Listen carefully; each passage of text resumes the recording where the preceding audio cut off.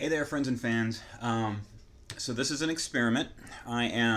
Instead of live streaming, I am going to be recording this first and then posting it to see if it turns out better with Facebook. I mentioned in a brief post this week that Facebook had some technical glitches with my last live stream.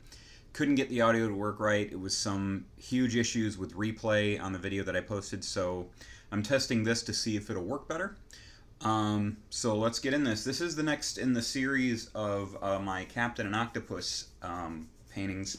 As the octopus, this poor octopus, who I haven't named yet, I'm still coming up with a name for him. He gets passed on from crew member to crew member, from painting to painting.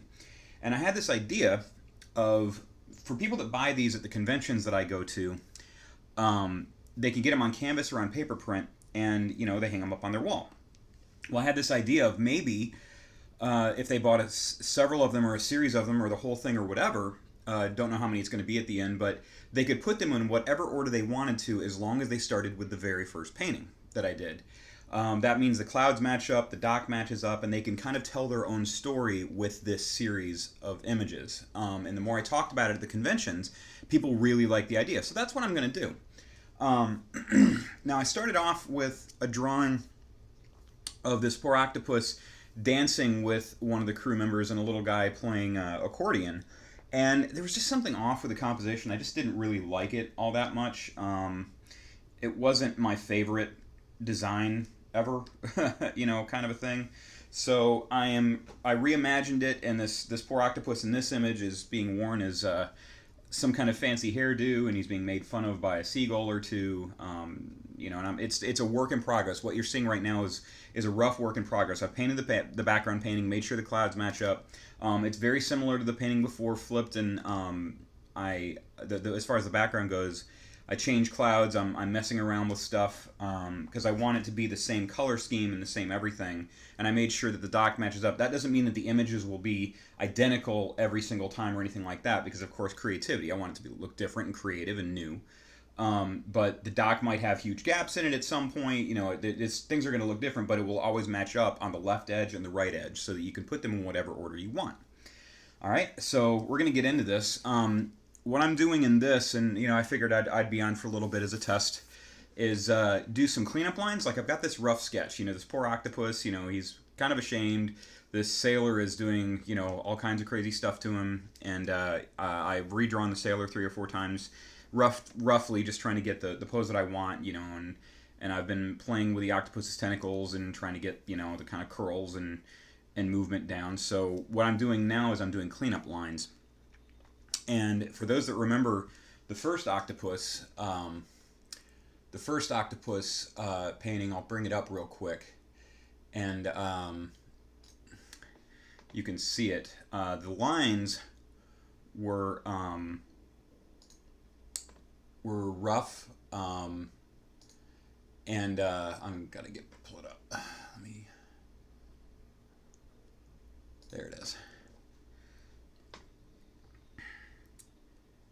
And here we go. So the lines are, they're clean, but there's areas like right here where there's movement and things like that, and it's a pencil tool I'm using, so they're not like clean ink lines. They're a little bit rough and sketchy. So that's what we're going to keep going on with. So I've got that tool out. It's just a rough pencil tool in my Clip Studio Paint program, which is one that I use quite a bit, and we're just going to go in and do some cleanup lines. So I'm going to start a new. Make sure the line width is where I want it. Not quite. And I've got all kinds of quick keys and stuff that I use, so I'm going to play with those a little bit. And I'm always looking for line quality, breath in line, like the line has to breathe, as I've mentioned so many times before. The thick and the thin of the line gives interest to it. You can find these. The best example of this is in comic books, because comic books traditionally were done with a dip brush, mostly a Winsor Newton Kolinsky Series 9. Those were just top of the line brushes, still are really nice brushes, hold their point really, really well for a long period of time with indie ink. Now, with the advent of digital media and digital art, people are doing what I'm doing. And, you know, there's still the diehards out there that are traditional, and I love their work. One of them is Scotty Young, who is a tremendously talented comic book artist and cartoonist, and his work is just fantastic. You know, he's worked for Marvel. He's done his own things. He did an award-winning series on all of the graphic novel versions of The Wizard of Oz, which are just, I highly recommend them. The artwork is gorgeous. He also has his own comic book that he's come up with called I Hate Fairyland, which is not for kids, but the artwork is stunning. The writing is really smart and funny. But like I said, not for kids. That one's a no-no for kids. But so yeah, I love that look, and you know the breadth of his lines are wonderful. So that's what we're talking about, and that's why I kind of vary my pressure. And you know, one of my biggest tool is my Wacom tablet, and or my Cintiq, which is a Wacom product, and you know I draw on the screen, and the pressure sensitivity is just unlike anything else. You know, I've tried the Surface Studio computers and things like that, and sorry to all the PC lovers out there. You guys are awesome, but Wacom still beats them out. You can't beat a company that has 20 years of experience doing this stuff. But anyway, I digress. So that's what I'm using. I'm using a 24 HD. It's an older model. There's newer models, and there's a brand new one coming out soon that looks tremendous. But I'm just doing clean lines here, and I'm adding kind of these movement lines, you know, maybe his nose jiggling a little bit, you know. It's a visual trick to give you the impression of movement.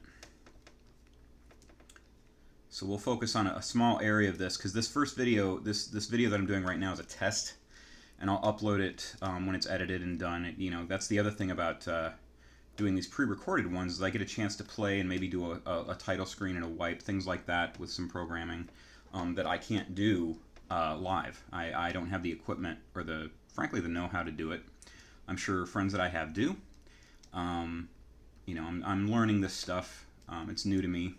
Most of my stuff has been in still art, of course. So, video production is a mystery to me. But I welcome the knowledge. I'm always up for learning something new.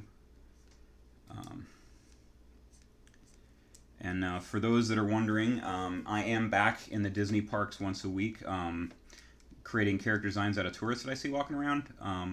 For those that are new to my page and don't know what that is, I go into Disney World once a week. I live in Orlando, Florida, and I go into Disney World once a week as an annual pass holder, and I take in my sketchbook, and I go into a different park every week, and also Disney Springs, and which is the shopping area, and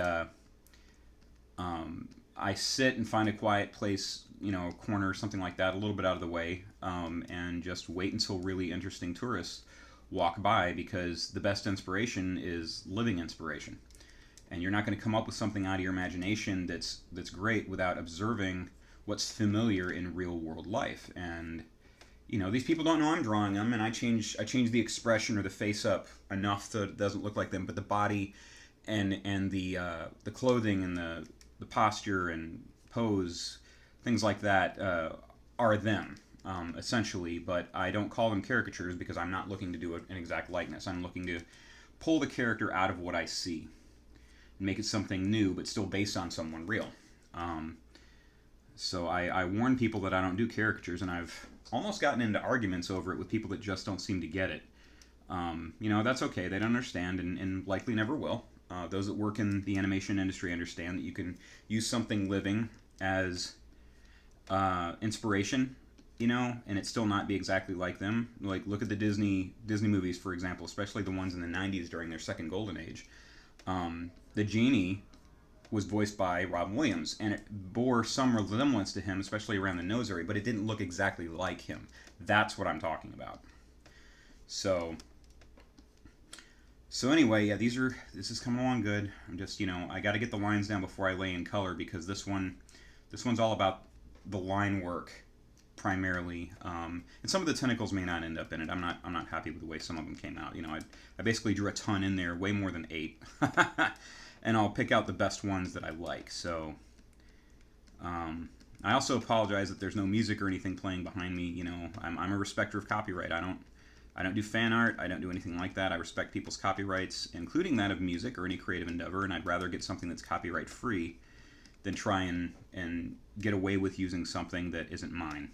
That's not cool. I appreciate when people don't do that to me, and whether they're famous or not, I'm not going to rip them off. I'm just not going to do it. So yeah, we've got this crazy, this crazy sailor. I don't know if I want to keep the eye in there like that,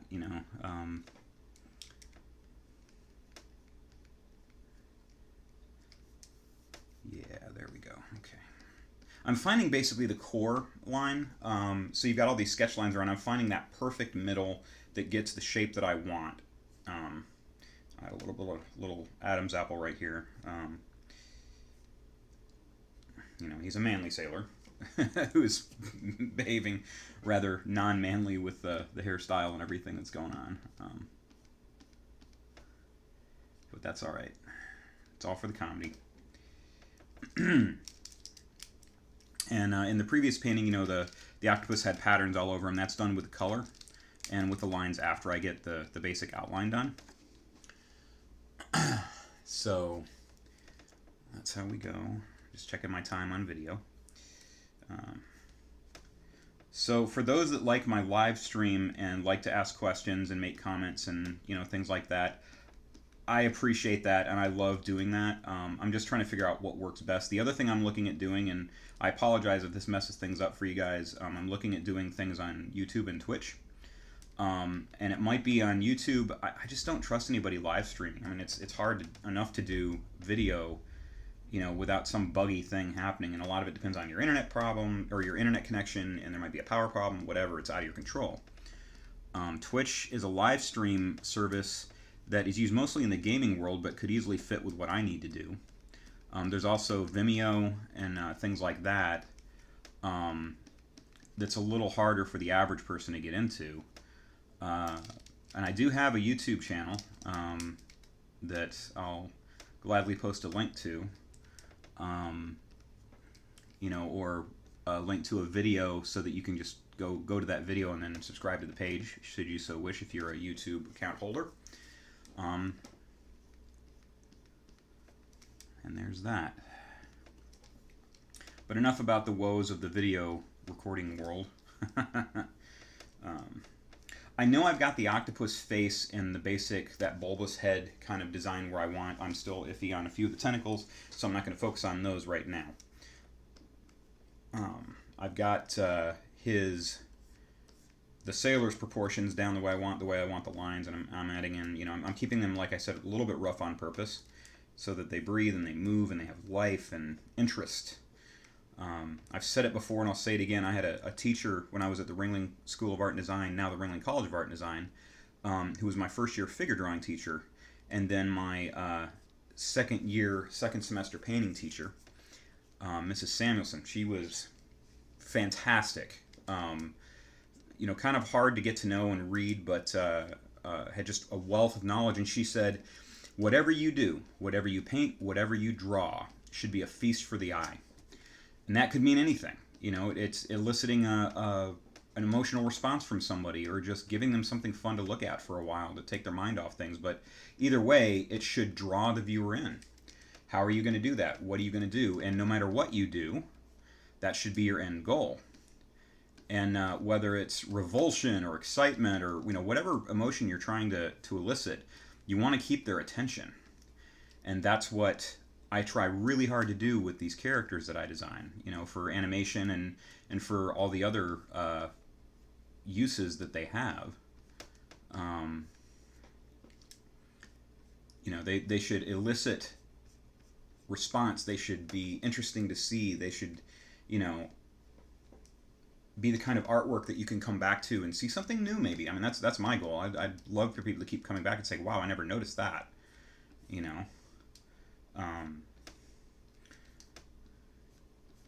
And I don't know what happened to her, but I hope she's doing well, because she was a wonderful teacher. Strict, but very wise. I had a lot of teachers at Ringling that were great. I had my third and fourth year illustration teacher and children's book illustration teacher, Mr. Pauly Alowitz, one of the things that I learned from him is, to rely on your own style. He had a different method of teaching, I believe, than some of the other teachers. Once we learned technique in our second year and third year, it's how do you express that technique? How do you evolve it and change it instead of sticking to exactly a certain way that a teacher tells you to do it? How do you make it your own? And he let us play and do that. And that was one thing I really admired about him. And I have a lot of his children's books, and just a really great guy. He went to a different art college to teach after a while. I'm not sure which one. I can't remember offhand. I believe it was in the Denver area. And if you're a student at the Ringling College of Art and Design, one of my former classmates is a teacher there and has been for a while. Octavio Perez, who is a wonderful artist. Always loved his work. He was a good friend. Love to catch up with him again. But if you're there, say hello for me, and keep your ears open, because the man has a lot of knowledge to give. And he's very good at what he does. So yeah, we're getting these lines in. I'm trying to get this done and completed so that I can have it ready to go for the Mid-South Con. I'm going to be up in Memphis again in March 9th through 11th at Mid-South Con at the Hilton, which is at I-240 in Poplar, for those that live there. The big silver tubular building, as I used to think of it as a kid. I'll be there with a table set up, selling books, my tourist book full of all my characters that I created from the tourists, and my Aliens and Outlaws book, which is currently being pitched as a show. And I would love to sell you some books, get to know you, sell you some art. I do a drawing and sign each one, inside of each one. I would love to catch up with you guys. If you are coming to that. And, hey, if you're ever at Walt Disney World, and most people are, and you're there on a Wednesday or Thursday, if you happen to see me, I'm always wearing a kind of a box-style hat, baseball hat, a box-style baseball hat, and I always have a green messenger bag on with Disney pins all over it with my sketchbooks and stuff. If you see me sketching, come by and tell me who you are and say hello. I'd love to say hello. I'm there most weeks, unless I'm out of town or something comes up, or I block out dates on my pass for the Christmas week or spring break. But definitely stop and say hi. I can't guarantee you'll see me in the parks because I rotate the parks every week, randomly. But if you happen to be there and if you happen to see me, please say hello. I would love that. I've had people do it before, just randomly come up to me and it's like, hey, I caught your work on Facebook or the internet or at a convention or whatever, and I just wanted to stop by and say hi, and I love that. I love it.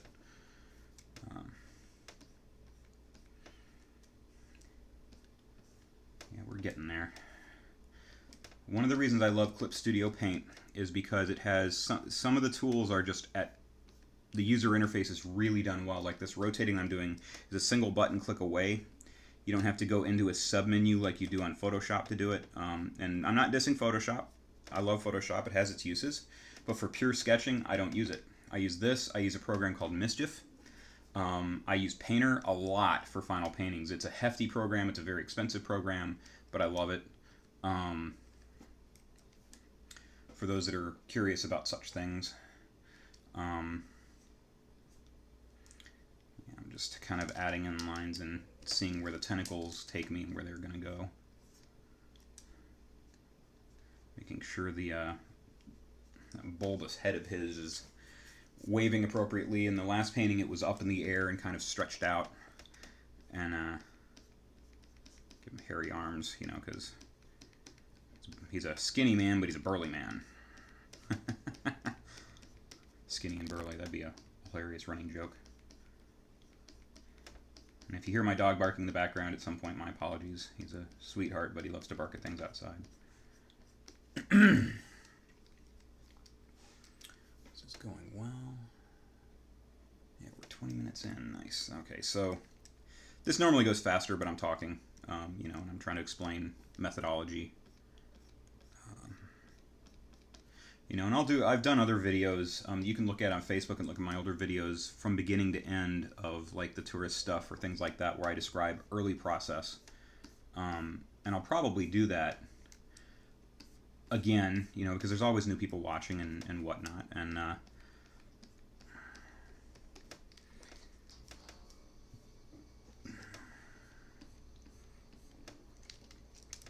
yeah, and I draw the base lines in for the tentacle, and suction cups go in later. Those little cups that they have on the bottom of their legs. And yes, I'm missing.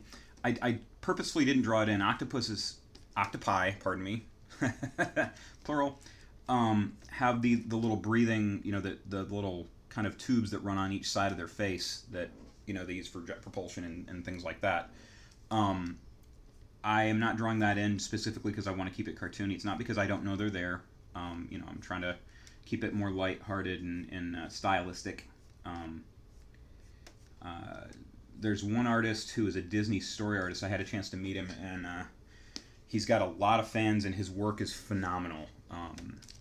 It's just beautifully done. His name is Brian Kessinger, and he did a book called Walking Your Octopus, and it's a whole series of stuff, and he's done prints, and the octopus's name is Otto, and his owner's name is Victoria, and it's set in kind of a steampunk, kind of a Victorian world, and she has this octopus as a pet, and it's just beautifully illustrated. And this isn't to mimic him or anything like that. A lot of different artists do octopuses, but I just want to say he's a little bit more anatomical with his stuff and with expressions and things like that. And it's just, I just wanted to give him a shout out because he is a wonderful artist, and you should check out his work if you can. If you've seen Disney movies, you've definitely seen his work because he's one of the story guys, and he's so good at it. Again, keeping the, you know, sometimes that quick line is what you need to do, and sometimes I'll erase a line and redraw it 3 or 4 times to get the look that I want. You know, because it's all about movement, you know, and to get the movement down, those little movement lines, I have to have a baseline to go off of, and that baseline has to be near dang perfect to get it the way I want it. And sometimes the sketch itself takes me a lot longer than the painting because it's just, some of the lines in there are just so important. And then I'll do things like I'll look at the lines the way they're going, you know, I'll take away, and yeah, it's going really well. There's some cleanup that's involved and whatnot, but overall it's happening nicely. I like the way it's flowing, and then, you know, I can go in and I start playing with the lines. I don't like these kissing lines right here, so I'm going to take some of that away. I'll play with these lines, maybe just add a little here, you know, without the sketch, because that way it doesn't keep me to a slave to the sketch. It allows me to reinterpret and refocus and do some fun things that maybe didn't happen in the original sketch.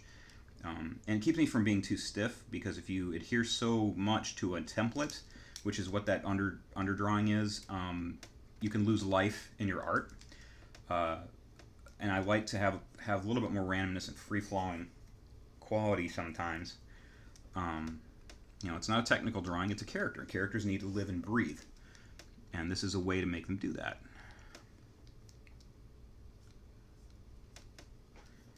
So like I said, we'll just get through this little part here. I'm only doing this as a half-hour video this time. There's a few minutes left.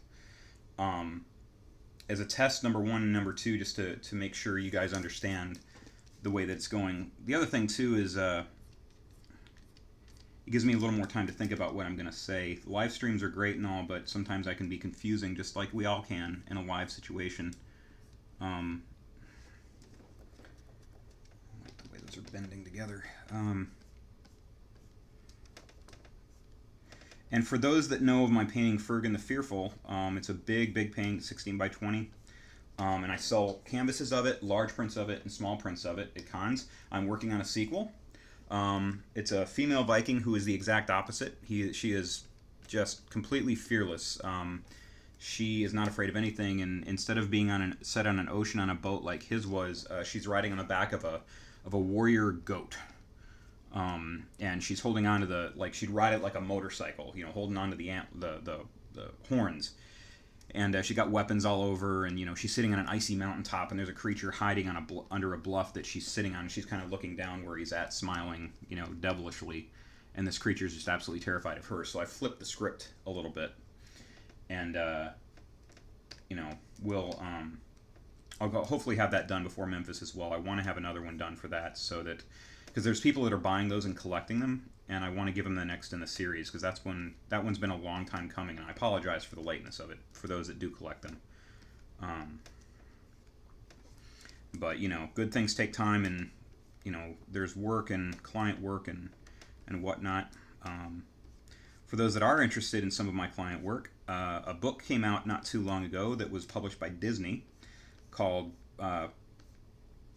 Puppy Dog Pals Adventures in Puppy Sitting.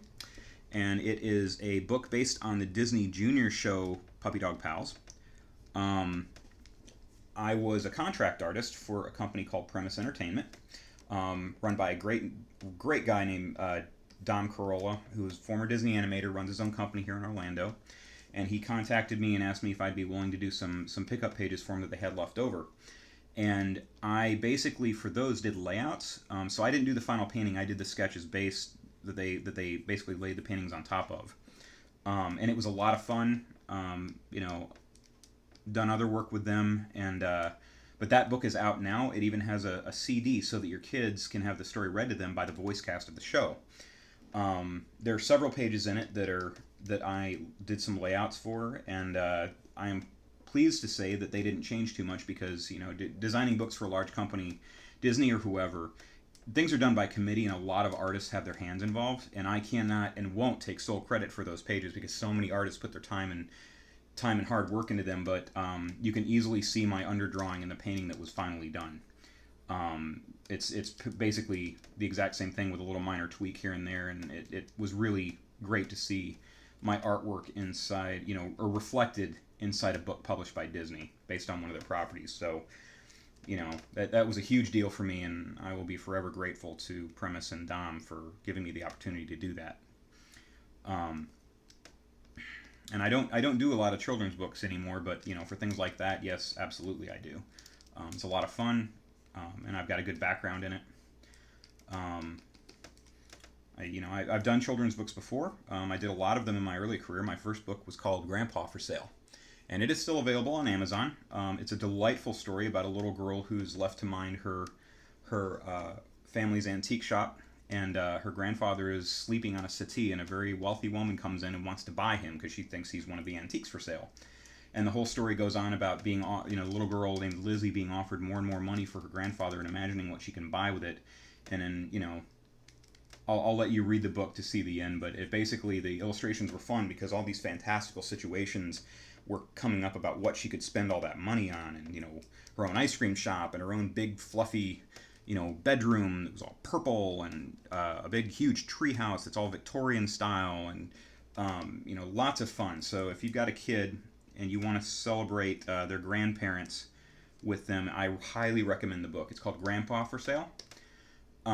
It was written by two women named Dottie Enderly and Vicky Sansom. I went out to a book signing with them back in 2007 when the book came out in Texas, and lovely women, wonderful writers, and I would suggest that you pick up the book. It is a lot of fun. So yeah, lines are going good. Throw in a few of these lines, and I'm not staying too close to the lines I gave myself for the tentacles. I'm just kind of letting them do their thing, keep them flowing, and I'll correct and come back and do some things with him later. But you know, his tentacles kind of go off in their own direction, just like a regular octopus would. So that's what I'm trying to show. And but if anyone is, especially young people on here, I know I have some young people that watch my videos. If you have any questions about drawing or painting or, you know, character work or things like that, please don't hesitate to send me a message on Facebook. I am more than happy to answer questions. You know, just help out whatever I can. I always love helping people. I'm not a teacher per se, but I have no problem passing along knowledge if it's helpful. And if you're a teacher and you're in the Orlando area, I also do school visits and do demos, things like that, if you're set up for it at your school. I've done it before. It's a lot of fun. The kids get a big kick out of it, and sometimes I bring some goodies with me to hand out. You never know. Depends on what I have in stock, posters and whatnot. And I always enjoy talking to kids because kids get such a big kick out of seeing what art can do and what they can do with art. Because it's a two-way road. Art is a double-edged sword. What will it do for you, and what can you do with it? What are you willing to do with it? What can it show the world about you? What good can you do with it in the world? I'm always fascinated by that. So, yeah, I think I'll stop here. This is good. This is a good start. Give you a little close-up. So, yeah, we started off with this kind of roughish drawing with the squirrels, you know, the squidges and stuff. The seagull is not going to turn out this way. I've got a different idea for what I want to do with him, but he's still going to be there laughing. You know, we've got this sailor who's striking a pose and, you know, having this kind of dainty hairdo that's really an octopus on his head and what he can do with it. And we'll see what the next one has. You know, I've got 100 ideas for what can be done to this poor little guy or big guy. And also maybe by the next video I'll have a name for him. So I hope you guys are having a great day. Thank you so much for watching. If you would like to see more of my work, you know, stay tuned to my Facebook page on here, of course, or my YouTube account for those that are watching this on YouTube. I also have a gallery website, tkyle.gentry.com. That's TKYLEGENTRY.com. It also has a link to my store on Storenvy where you can buy my art books and buy my prints, originals, and canvases. And you guys have a great rest of the week, and I will have more videos coming soon. Have a great day, guys.